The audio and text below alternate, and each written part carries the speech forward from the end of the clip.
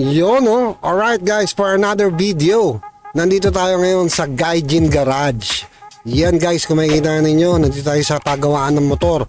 So mapapansin ninyo, karamihan ng motor dito is Honda ang nagpapagawa. From version 1 ng Honda Click hanggang sa version 2. At hanggang sa mga bagong Click na lumabas. So yan, nakapila tayo dito. No? May kasabay din ako naka Honda Airblade na nagpapagawa ng kanyang motor. Yan. So dito lang yan sa Bautista. Kung mapapansin nyo, malapit tayo doon sa kapilya ng Iglesia ni Cristo. Yan. Kita ninyo. Ayan guys. So, ang dami mga parts dito ng Honda. Ayan o. So iba't ibang klase ng parts ng Honda yan na nandyan. Meron pang Honda PCX, ADB, Click, Airblade at Honda Beat. Yan. So, nandito tayo ngayon para magpagawa. Medyo mainit nga lang, no? Dahil nga sa araw. Yan, may papansin nyo.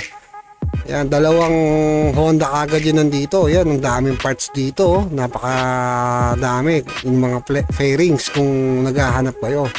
Yan, no? Diba, napaka-solid dito. Yan, dalawang Honda yung ginagawa dito. Isang Honda Click, tsaka isang Airblade, no? So, yan, mapapansin nyo, meron din ditong Yamaha Aerox na ginagawa. Yan, Yamaha Aerox 155. So, dito lang yan sa Bautista. Yan, corner Arellano Street.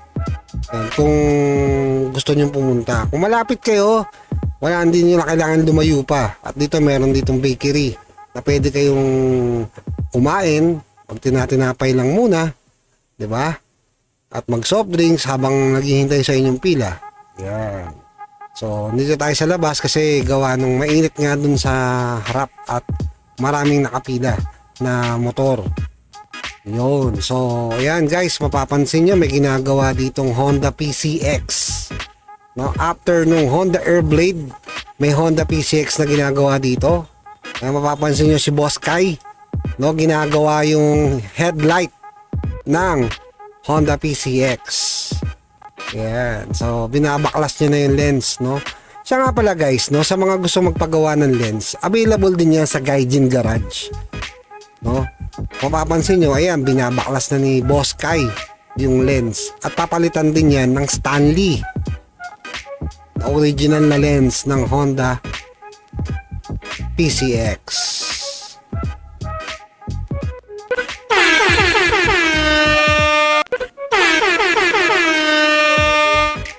Iyan o, napakalupit talaga dito sa Gaijin Garage, di ba?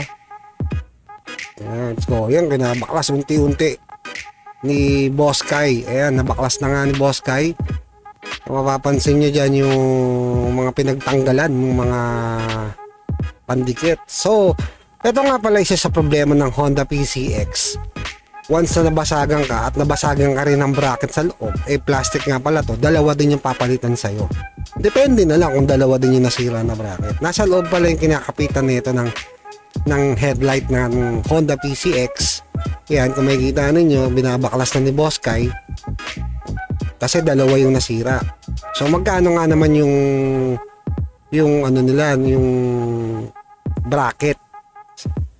Nagre-range po siya sa 550 ang isa. So kung dalawa, 1,100. Tapos ang headlight naman, nagre-range po siya ng 4,000. Instead na bumili ka ng bago, bibili ka talaga ng lens na lang para hindi masayang. So yun yung pinakamaganda dito. Kasi 4,000.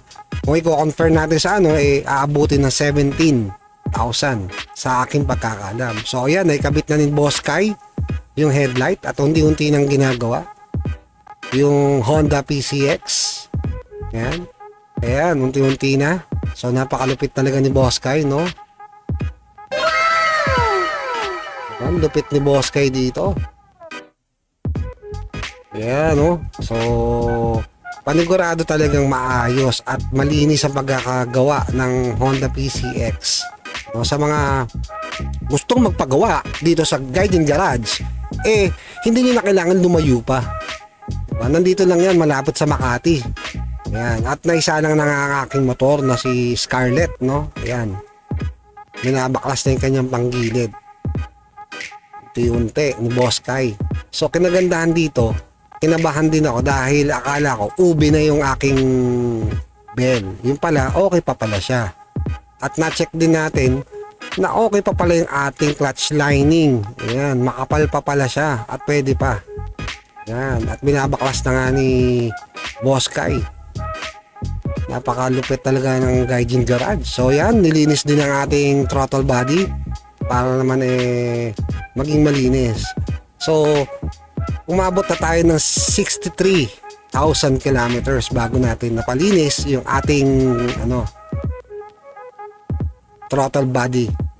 So napakalupit ni Boss Kai dito dahil ginagawa niya ng paraan yung mga bagay minsan na may problema, kagaya nitong sa throttle body, yung pinakakable hindi na bumabalik, ginawa niya ng paraan. Ang lupit ni Boss Kai.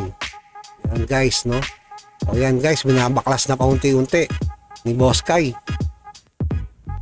Yan ang nilinis. Ang kinalas. Napakalupit, di ba? So sa mga gustong magpunta dito, kung kayo'y Honda user, di ba? Scooter lover, dito lang yan. Punta lang kayo sa Gaijin Garage. Hindi nyo na kailangan lumayo. Ay, grabe.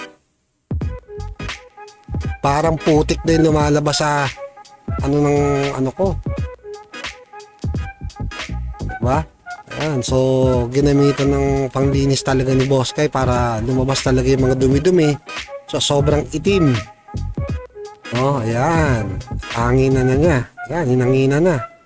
Tapos bubugahan niya uli yan maya-maya para malinis na malinis. Pati yung middle na dilinisin din ni Boss Kai. Yan, binugahan ulit. Napakalupit ni Boss Kai talaga. Sinusundot-sundot pa ng daliri niya para makita talaga yung mga libag-libag matanggal. Ang lupit ni Boss Kai talaga. So dalawa pala sila dito mekaniko. Shoutout nga pala kay Boss Rani, no? Yan, yung kasama niyang mekaniko. Dalawa sila dito. So pares na mahusay na gumawa ng Honda kung dalawang mekaniko. Yan guys. So nilinis ulit, di ba? Inano ulit sa pinag-sprayan. So yan guys, hinihintay na lang natin.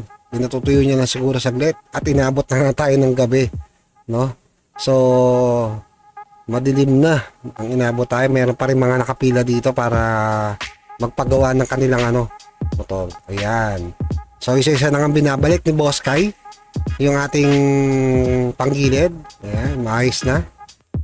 Ang lupit talaga ni Boss Kai dito, no?